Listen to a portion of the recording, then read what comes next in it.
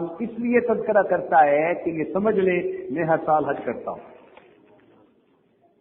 نبی اسلام نے فرمایا یہ قرب قیامت کی علامت ہے کہ میری امت کے امراء سیر کرنے کے لیے حج کریں گے، میری امت کے غرباء بھیک مانگنے کے لیے حج کریں گے، اور میری امت کے علماء دوسروں پر اپنا فخر ظاہر کرنے کے لیے حج کریں گے۔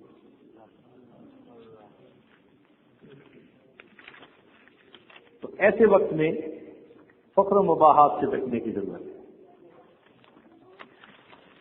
اور یہ بھی دیکھا کہ کچھ لوگ حج اس لیے نہیں کرتے کہ جی ہمارے پاس بس تھوڑے سے پیسے ہیں، ہم نے جمع کیے ہیں، اب ہم کیسے حج کریں۔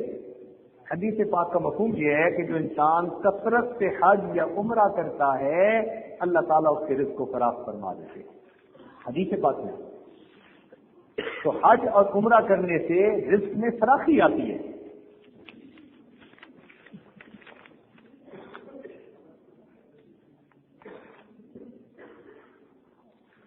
ہر سفر کی ایک منزل ہوتی ہے، حج کے سفر کی منزل اللہ رب العزت کی رضا ہے۔ حاجی دو طرح کے ہوتے ہیں،